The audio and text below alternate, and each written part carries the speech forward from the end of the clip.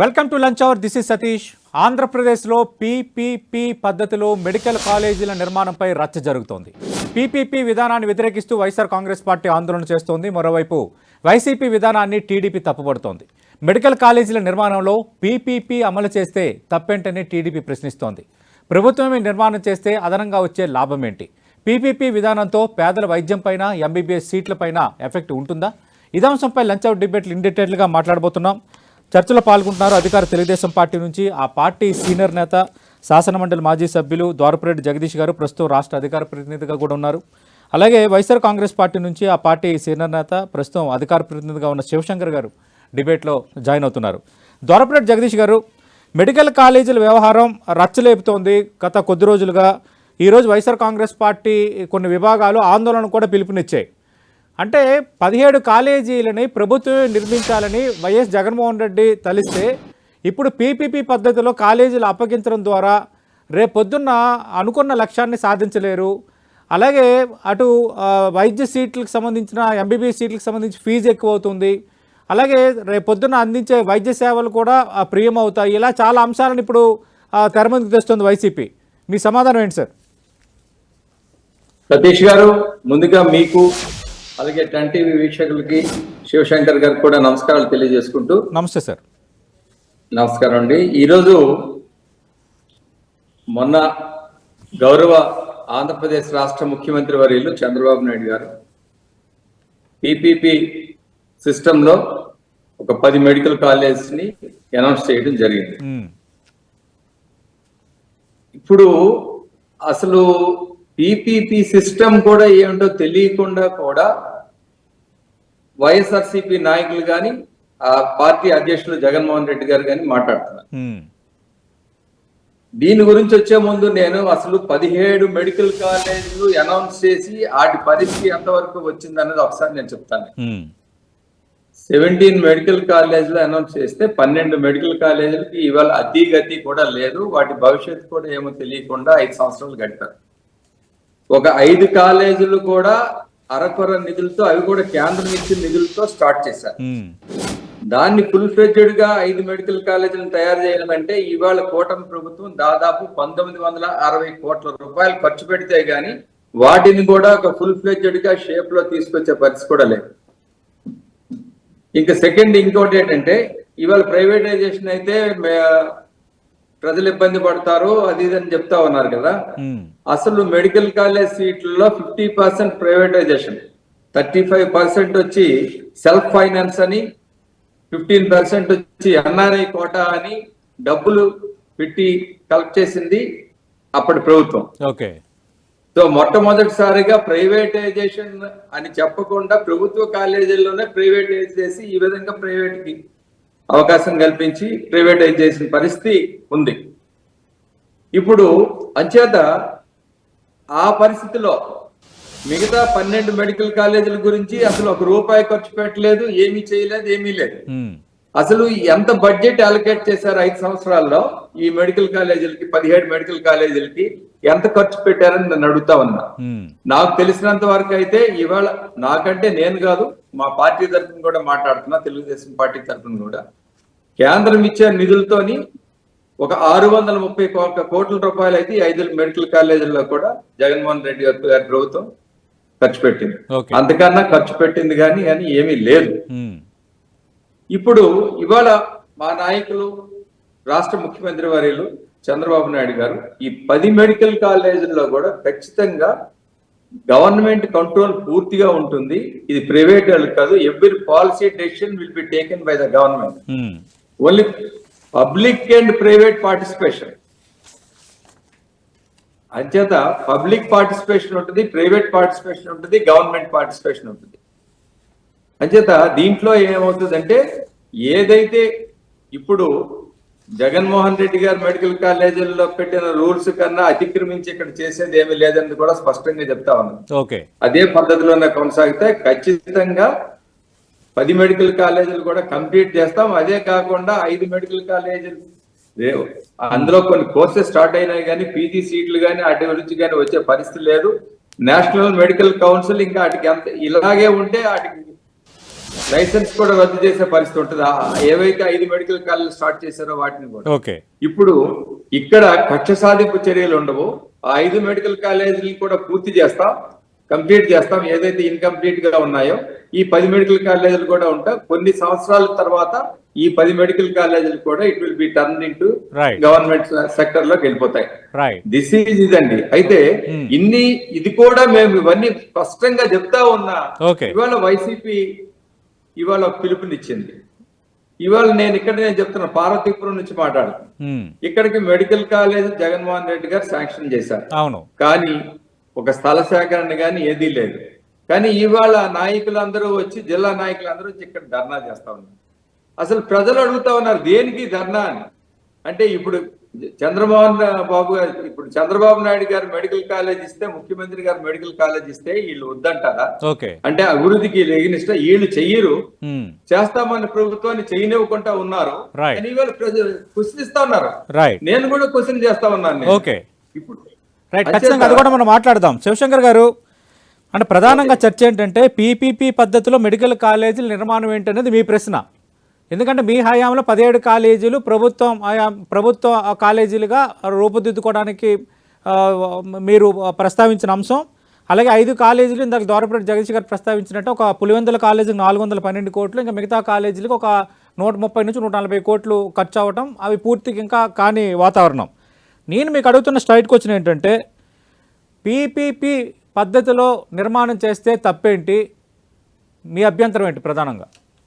నమస్తే సతీష్ గారు, మీకు 10 టీవీ వీక్షకులకి, అదేవిధంగా జగదీష్ గారికి నమస్తే అండి.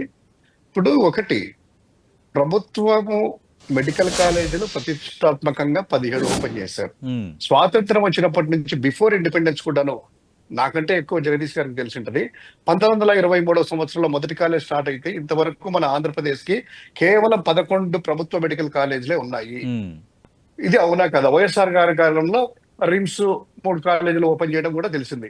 తర్వాత ఈ జగన్మోహన్ రెడ్డి గారి ఆధ్వర్యంలో 2019వ సంవత్సరంలో 17 మెడికల్ కాలేజీలు వచ్చి 2 ఏళ్లు కోవిడ్ అయిన తర్వాత కూడా 5 మెడికల్ కాలేజీలు సక్సెస్ఫుల్ గాను తరగతులు ప్రారంభించి ఇప్పుడు సెకండ్ ఇయర్ కూడాను అయిపోయి థర్డ్ ఇయర్ లేక అడుగు పెడతా ఉన్నారు. సో మిగతా వాటికి కూడాను ఫేస్డ్ మేనర్ లో మేమేమి 17 కాలేజీలు కంప్లీట్ అనే చెప్పట్లేదు. 5 మెడికల్ కాలేజ్ అకాడమిక్స్ కూడా స్టార్ట్ అయ్యి సెకండ్ ఇయర్ కూడా పూర్తిగా వచ్చి ఎగ్జామ్స్ కూడా నడుస్తా ఉన్నాయి. ఇక సెకండ్ ఫేజ్ లో 5 మెడికల్ కాలేజ్ పులివెందుల ఇదంతా కూడా పూర్తయినటువంటి వాతావరణం మనం చూసాము. ఎన్ఎంసీ కూడాను, నేషనల్ మెడికల్ కౌన్సిల్ కూడాను 50 సీట్లు ఇస్తే ఇదే ప్రభుత్వమే, కుటుంబ ప్రభుత్వం వద్దు అనేటువంటి ఎన్నిక రాసిన కూడా చూసాము. ఇక మూడవ అంశము, ప్రభుత్వం ఎప్పుడైతే ఉద్దేశపూర్వకంగా అడుగు పెడతానే ఈవెన్ ఆదోని కానీ పెనుకొండ కానీ ఈ కాలేజీలంతా కూడా నిర్మాణ పనులు స్టాప్ చేయండి అని ఆ వైద్య ఆరోగ్య శాఖ నుంచి ఏపీ ఎంఎస్ఐడిసి నుంచి సూచనలు పంపించారు. అంటే వాళ్ళ ఆలోచన ఎలా ఉందంటే కడదామనేటువంటి ఆలోచన కాదు, నిలబెట్టడం అనేది. సరే నిలబెట్టారు, మీకు ఏమన్నా అనుమానాలు ఉన్నాయా, చేస్తారా, ఇంకోటో. ఈ రోజు ఏం చెప్తున్నారు, ప్రైవేట్ పార్ట్నర్షిప్ తో మేము కడతాము అని అంటున్నారు. ప్రైవేట్ పార్ట్నర్షిప్ కి వెళ్లాల్సిన అవసరం ఏముంది అంటే వాళ్ళు అంటారు 9,000 కోట్ల రూపాయలు ఖర్చు అవుతుందో 6,000 కోట్ల రూపాయలు అంటున్నారు.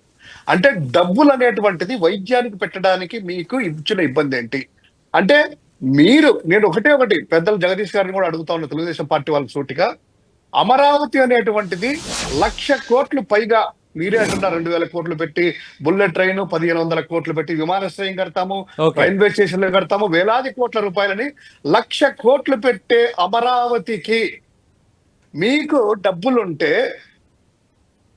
ఒక 9,000 కోట్లలో ఆల్రెడీ 3,000 చిల్లర కోట్లు పెట్టాము, 5,000 కోట్లు పూర్తి చేస్తే కేటాయిస్తే మిగతా 10 పూర్తి అవుతాయి. 5,000 కోట్ల రూపాయలు మీరు ఖర్చు చేయలేక ప్రైవేట్ కి ఇస్తామంటున్నారు కదా.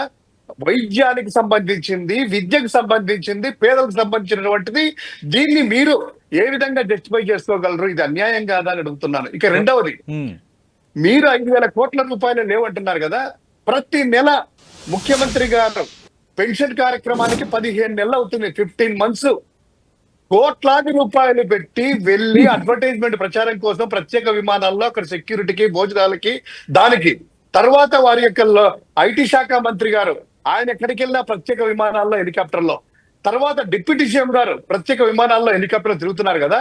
ఈ అదనపు ఖర్చులమైందే కదా పేదోడికి విద్య వస్తుంది. ఎంబీబీఎస్ సీటు చదవాలంటే నాకంటే మీకు తెలుసు, అదే విధంగా పెద్దలు కూడా తెలుసు, జగదీష్ గారికి కూడా.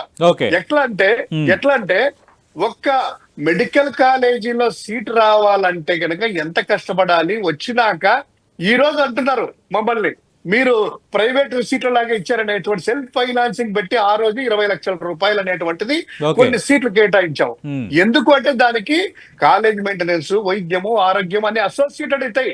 ఇప్పుడు ప్రభుత్వ కాలేజీలకు వెళ్ళేసి ఎయిమ్స్ ఉందన్న, ఎయిమ్స్ ఎక్కడ పెట్టారు ఫస్ట్?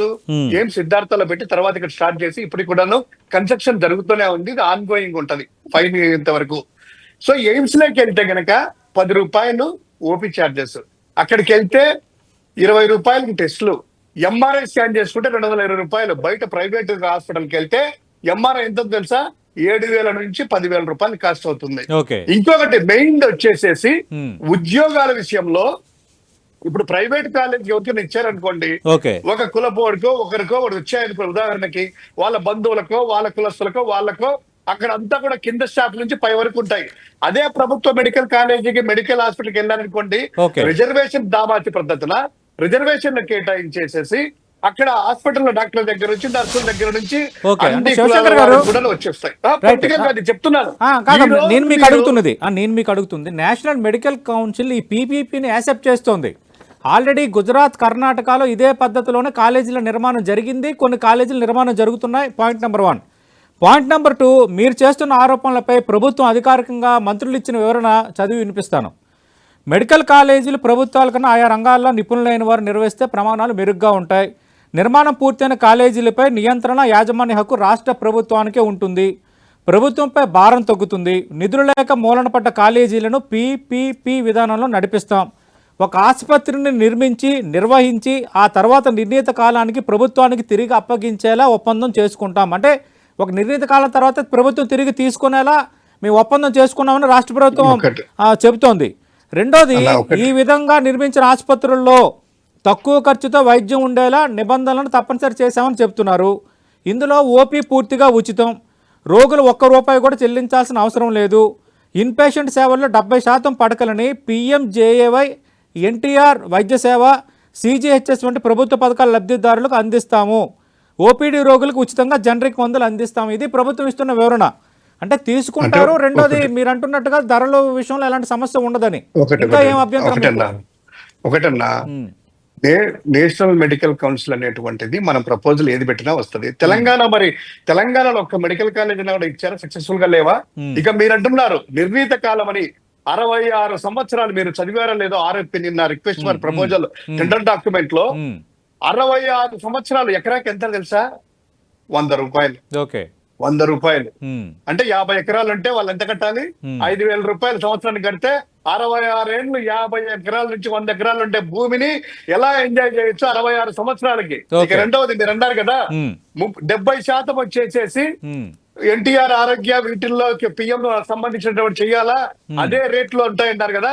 మరి మిగతా 30% ఎంత రాబట్టుకుంటారు? ఇప్పుడు KGH ఉంది, GGH ఉంది, కింగ్ జార్జ్ హాస్పిటల్ ఉంది. 30% వాళ్ళకి పెట్టించేసి మొత్తం దండుకుంటారా? అంటే ఒకరి మీద 20 లక్షలు 30 లక్షలు ఆ పేషెంట్ వేసేసి రాబట్టి మిగతా వాళ్ళు ఇచ్చేస్తామంటారా? ఇప్పుడు GGH లో అలా ఉందా? జగదీష్ గారు, మీరు చెప్పేది బాగానే ఉంది, కానీ రేపు పొద్దున్న చేతల్లో అది కనిపించదు. ఇది పేదలకు విఘాతం కలిగించేది. MBBS సీట్లు లభించే విషయంలో కూడా పేద విద్యార్థులకు అన్యాయం జరుగుతుంది. మెరిట్ విద్యార్థులకి, ఎక్కువ ఫీజు చెల్లించిన విద్యార్థులకు అన్యాయం జరుగుతుంది. వైఎస్ఆర్ కాంగ్రెస్ పార్టీ వాదన. తెలుగుదేశం పార్టీ ఆవిర్భావం నుంచి అయినా కూడా అన్నగారు ఎన్టీ రామారావు గారు ముఖ్యమంత్రిగా ఉన్నప్పటి నుంచి చంద్రబాబు నాయుడు గారు కలిపి ఆంధ్రప్రదేశ్ రాష్ట్రంలో 28 మెడికల్ కాలేజీలు పెట్టారు. సో అద్భుతంగా పనిచేస్తున్నాయి, అన్ని ఉన్నాయి.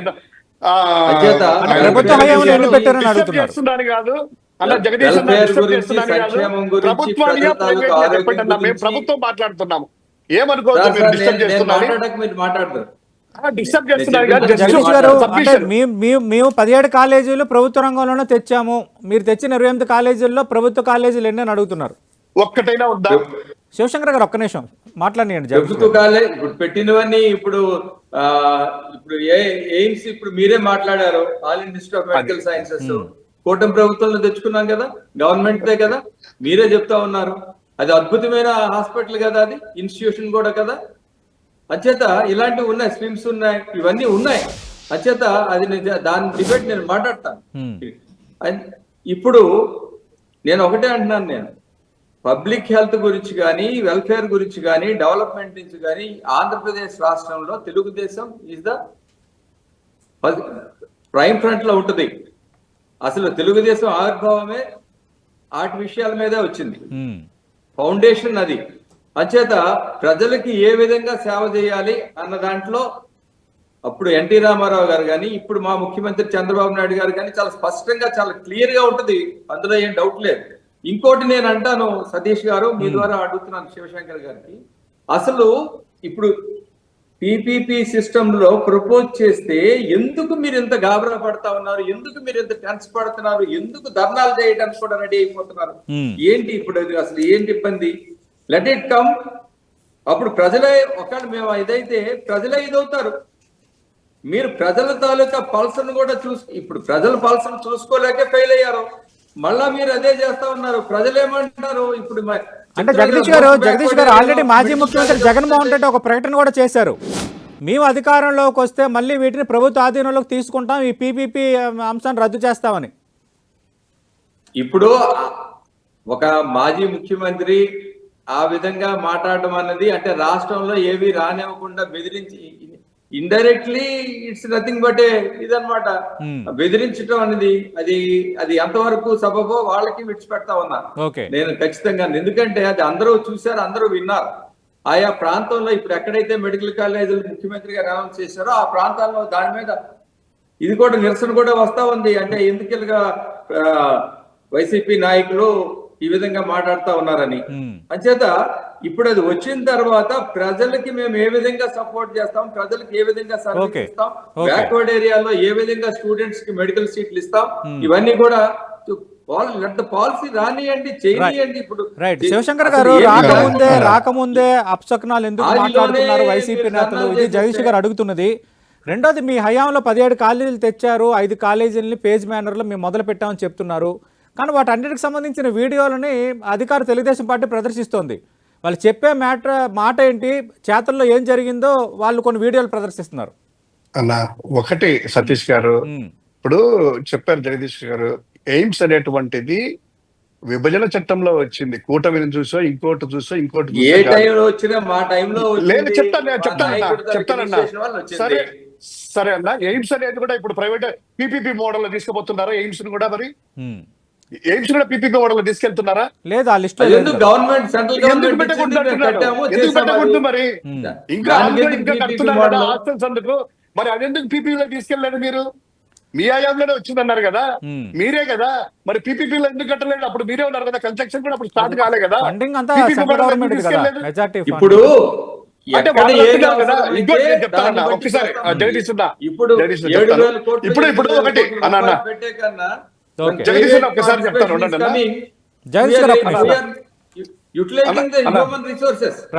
జగదీష్ అన్న ఒక్కసారి చెప్తా అన్నా నేను.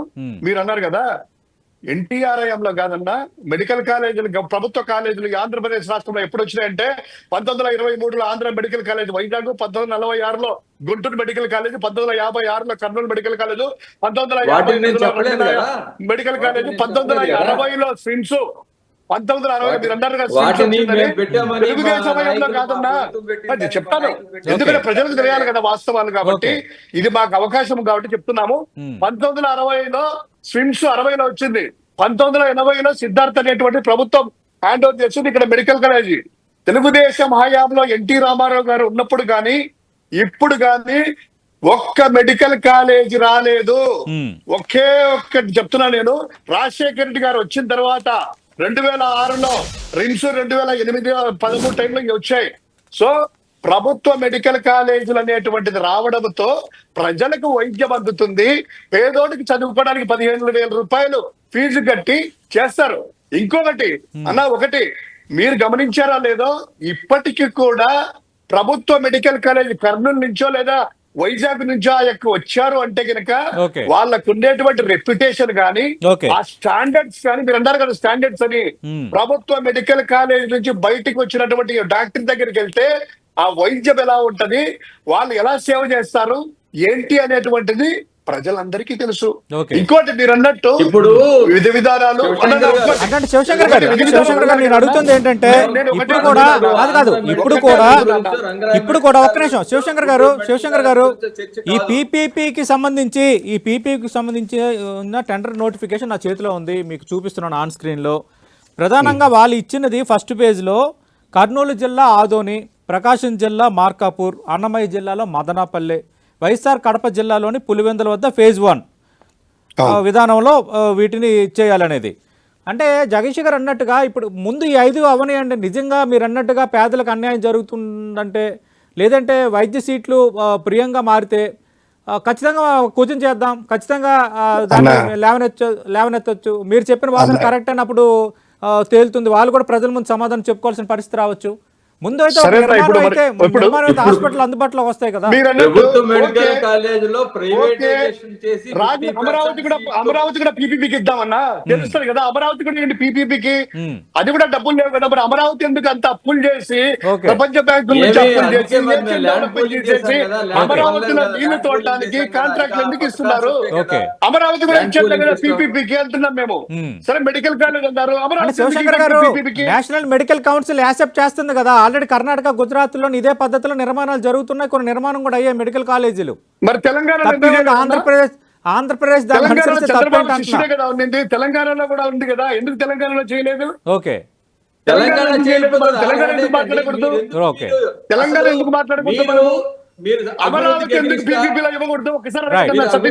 జగదీష్ గారు అమరావతి నిర్మాణానికి మొత్తం అప్పులు చేస్తున్నారు, వాటిని పీపీపీలు ఎందుకు వెళ్ళకూడదు?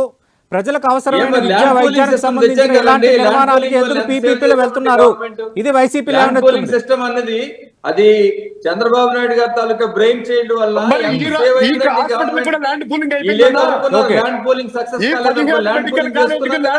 అలాగే చేసుకుంటామండి. ఇప్పుడు ల్యాండ్ మెడికల్ వాళ్ళ మీద ఉంది, మీద రిజిస్టర్ అయిపోయింది, ఏ విధంగా ఈ 17 మెడికల్ కాలేజ్.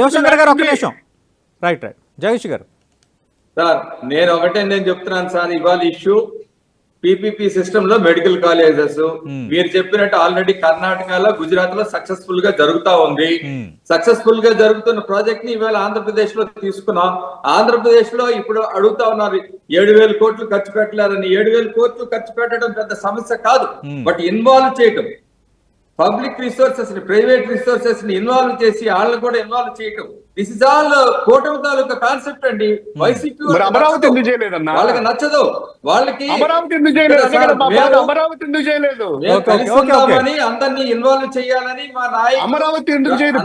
ఇన్వాల్వ్ చేస్తే ఇన్వాల్వ్ చేయడం వల్ల సక్సెస్ వస్తుంది, సక్సెస్ రేట్ ఎక్కువ ఉంటుంది. అంచేత ఆ విధంగా ఎక్కడ ఇన్వెస్ట్ చేయాలి, ఎక్కడ పబ్లిక్ ఇన్వెస్ట్ చేయాలి, ఎక్కడ ప్రైవేట్ ఇన్వెస్ట్ చేయాలి, ఇవన్నీ మాకున్న ప్రయారిటీస్ మాకున్నాయి. వాడుకోవాలనుకున్నప్పుడు అమరావతి ఎందుకు పీపీపీ మోడల్ వెళ్ళలేదు? మెడికల్ కాలేజీలు అవసరమా కాదని అడగండి. నేను అడుగుతా ఉన్నా, మెడికల్ కాలేజీలు అవసరమా కాదా? ఖచ్చితంగా అవసరమే.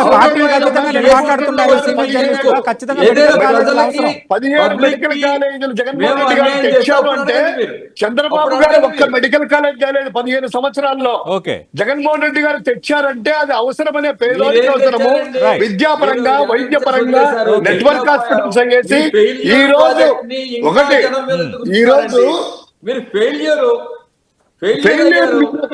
అదే మనం 15 సంవత్సరాలు పేదోడి గురించి ఆలోచన చేయలేదు, మెడికల్ విద్య గురించి ఆలోచన చేయలేదు, పేదోడికి మెడికల్ సీట్లు ఇప్పిద్దామని ఆలోచన చేయలేదు. ప్రైవేట్ ప్రైవేట్ ప్రైవేట్ ప్రైవేట్ మన వాళ్ళకందరికి తీసుకోవడం, ఇవ్వడం. ఎవడైనా నవ్వుతున్నారండి, ప్రజలు నవ్వుతున్నారండి, దేనికి ధర్నా? అదే అండి, ఈ రోజు పార్టీ ఒకటే కాదు, కమ్యూనిస్టులు, ప్రజా సంఘాలు, వివిధ రాజకీయ పార్టీలు అందరూ కూడా శివశంకర్ గారు, థ్యాంక్ యూ జగదీష్ గారు. ఆంధ్రప్రదేశ్లో మనం చూస్తున్నాం పీపీపీపై రచ్చ నడుస్తోంది. ప్రధానంగా గతంలో వైఎస్ఆర్ కాంగ్రెస్ పార్టీ పాలనలో 17 కాలేజీలు ప్రభుత్వ హయాంలో మేము సంపాదించాము, అనుమతులు తెచ్చుకున్నాం. ప్రభుత్వ హయాంలో నిర్మిస్తున్న వాటిని మళ్ళీ కొత్తగా పీపీపీ మోడల్లో అటు నిర్మించడం పైన వైఎస్ఆర్ కాంగ్రెస్ పార్టీ అభ్యంతరం వ్యక్తం చేస్తోంది. తప్పేంటి అందులో త్వరితగతన నిర్మాణం అవ్వటం, అలాగే సీట్లు అందుబాటులోకి రావటం, వైద్య సేవలు అందుబాటులో రావటం, అలాగే ఒక నిర్ణీత కాలానికి మాత్రమే వాళ్ళకి అది అందుబాటులో ఉంటుంది, తర్వాత ప్రభుత్వమే స్వాధీనపరుచుకునేటట్టుగా నిబంధనలు పొందుపరిచాం. అలాగే ఎన్టీఆర్ వైద్య సేవ కానీ, ప్రభుత్వ ఉద్యోగులు, సీజీఎస్ కానీ వీటన్నిటికీ వర్తించే వాళ్ళందరూ కూడా ఉచితంగా సేవలు అందించేటట్టుగా మేము నిబంధనలు రూపొందించామని రాష్ట్ర ప్రభుత్వం చెప్తోంది. ఇప్పుడైతే నాలుగు కాలేజీల నిర్మాణానికి సంబంధించి ఈ పీపీపీ పద్ధతిలో ఆల్రెడీ ఒక టెండర్ నోటిఫికేషన్ కూడా ప్రభుత్వం రిలీజ్ చేసిన నేపథ్యంలో మరి ఎంతవరకు వైఎస్ఆర్ కాంగ్రెస్ పార్టీ చేస్తున్న ఆరోపణలు రేపొద్దున నిజమవుతాయి, లేదు ఇక దీనివల్ల ఖచ్చితంగా వైద్య విద్య అనేది మరింత సరళీకృతం అవుతుంది, నాణ్యమైన విద్యకు అందించడానికి ఒక అవకాశం కల్పిస్తుందన్న ప్రభుత్వ వాదన నిజమవుతుందా? రానున్న రోజుల్లోనే సమాధానం దొరకబోతోంది. ఏదేమైనా ఈ మెడికల్ మంటలు అన్నట్టుగా ఈ మెడికల్ కాలేజీల వ్యవహారం ఆంధ్రప్రదేశ్లో గత వారం రోజులుగా రాజకీయంగా కుదిపేస్తోంది. ఒకవైపు అసెంబ్లీ సమావేశాలు జరుగుతున్న నేపథ్యంలో ఫైనల్గా ఒక స్టేట్మెంట్ ముఖ్యమంత్రి చంద్రబాబు నాయుడు చేసే అవకాశం కూడా ఉందన్న టాక్ అయితే వినిపిస్తోంది. ఇది వాటి లంచ్ అవర్ డిబేట్.